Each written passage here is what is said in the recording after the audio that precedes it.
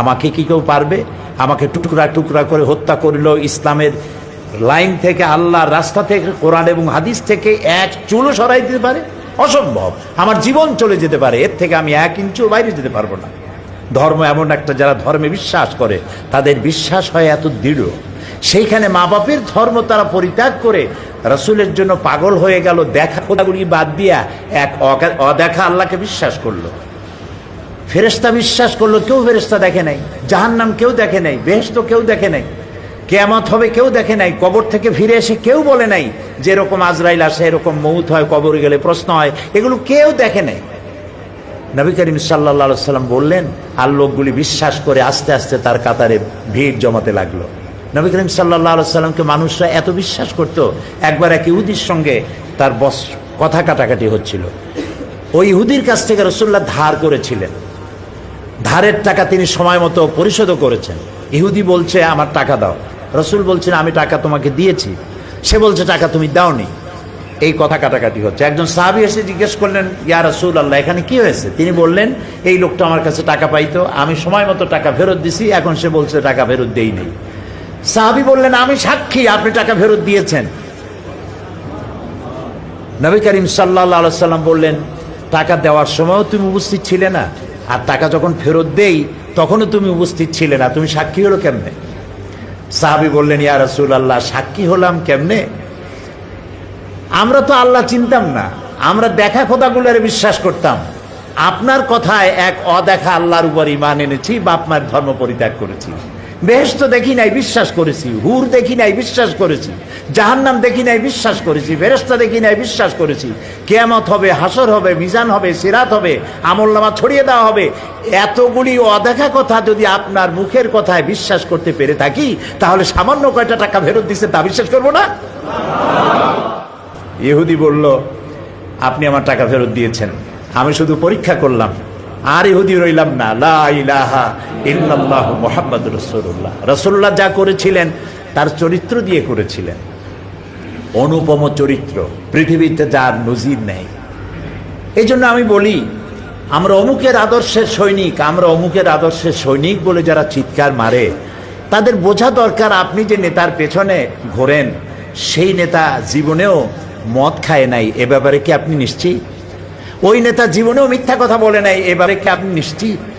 ওই নেতা জীবনেও ওয়াদা খেলাপ করে নাই, এ ব্যাপারে কি আপনি নিশ্চিত? এই নেতা জীবনেও কোনোদিন পরনারী স্পর্শ করে নাই, এই ব্যাপারে কি আপনি নিশ্চিত? এর কোনো ব্যাপারে আপনি গ্যারান্টি দিতে পারেন না, অথচ তার জন্য জীবন দিতে পারেন। ফাইনা তাযহাবুন, কোথায় চলছেন আপনি? এমন এক ব্যক্তিকে আল্লাহ নেতা বানিয়েছেন, নেতা করে দুনিয়া পাঠিয়েছেন, যিনি সর্বকালের সর্বযুগের আয়নার মতো পরিষ্কার চেহারা, যাকে দেখতে কোনো লাইটের দরকার হয় না, দিনেও দেখা যায়, রাতেও দেখা যায়।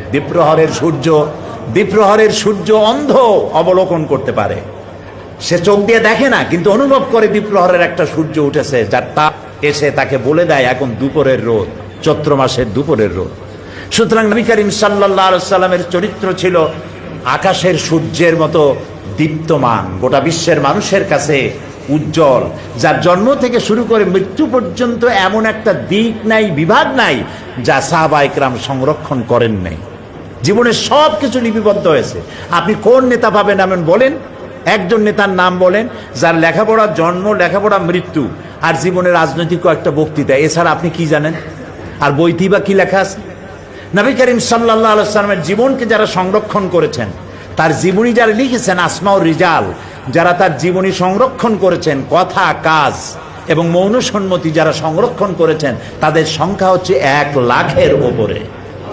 পৃথিবীর কোনো মানুষের জীবনকে এইভাবে হাই পাওয়ারের মাইক্রোস্কোপ যন্ত্র দিয়ে কোনো মানুষকে এভাবে দেখা হয় নাই যা দেখা হয়েছে রাসূলকে। শামাইলে তিরমিজি পড়েন, এটা বাংলা হয়ে গেছে, নামটা কি? শামাইলে তিরমিজি কিনে দেখেন, রাসূলের তুচ্ছ ঘটনাগুলিও সেখানে, তুচ্ছ কাজগুলিও, এগুলি তুচ্ছ বলছি যে গুরুত্বপূর্ণ নয়, এরকমের কেমনে দাঁত খেলাল করতেন, কেমনে হাসতেন, কেমনে বসতেন, কেমনে কাপড় পরতেন, কেমনে ঘুমাতেন, কিভাবে তিনি কথা বলতেন, কিভাবে দাঁড়াতেন, কিভাবে কোনটা কিভাবে কি করতেন, প্রত্যেকটি জিনিস লিপিবদ্ধ হয়েছে, একটি জিনিসও বাদ পড়ে নাই, সব লিপিবদ্ধ হয়েছে। পৃথিবীতে এই রকমের কোনো মানুষ এরকম কোন নেতা পৃথিবীতে আর আসে নাই। মুহাম্মদ রাসূলুল্লাহ সাল্লাল্লাহু আলাইহি সাল্লাম গোটা পৃথিবীর সর্বশ্রেষ্ঠ মহামানব, তার জীবনকে সংরক্ষণ করা হয়েছে পৃথিবীর মানুষকে এই পথে পরিচালিত করার জন্য।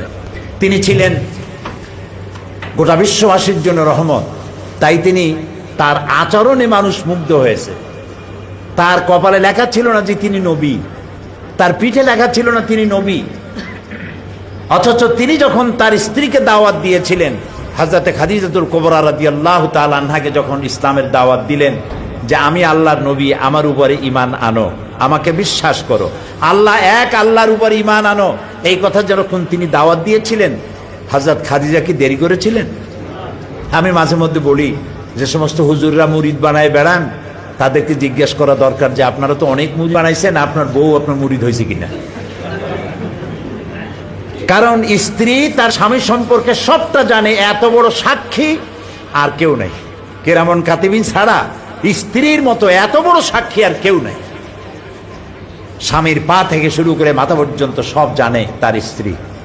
নবী করিম সাল্লাল্লাহু আলাইহি ওয়াসাল্লাম যখন দ্বীনের দাওয়াত দিলেন, হযরতে খাদিজাতুল কুবরা রাদিয়াল্লাহু তাআলা আনহা এক সেকেন্ড দেরি করেন নাই, সঙ্গে সঙ্গে বলেছেন, আবুল কাসেম, হে কাসেমের পিতা মুহাম্মদ সাল্লাল্লাহু আলাইহি ওয়াসাল্লাম, আমি কালেমা ঘোষণা করছি, লা ইলাহা ইল্লাল্লাহু মুহাম্মাদুর রাসূলুল্লাহ। আপনার সঙ্গে আমার বৈবাহিক জীবন এই 15 বছর হলো, 25 বছরে বিয়ে হয়েছে আপনার বয়স তখন, আর তখন তার বয়স ছিল 40। নবুয়ত পেলেন 40 বছর, মাঝখানে গেল কত বছর? এই 15 বছর পর্যন্ত আপনার সাথে আমার বৈবাহিক সম্পর্ক, স্বামী স্ত্রীর ঘর কন্যা করে 15 বছর যাবত আপনার জীবনকে আমি দেখেছি। আপনি কোনো সাধারণ মানুষ নন, আপনি অবশ্যই আল্লাহর নবী, এতে কোনো সন্দেহ আমার নাই। তো নবী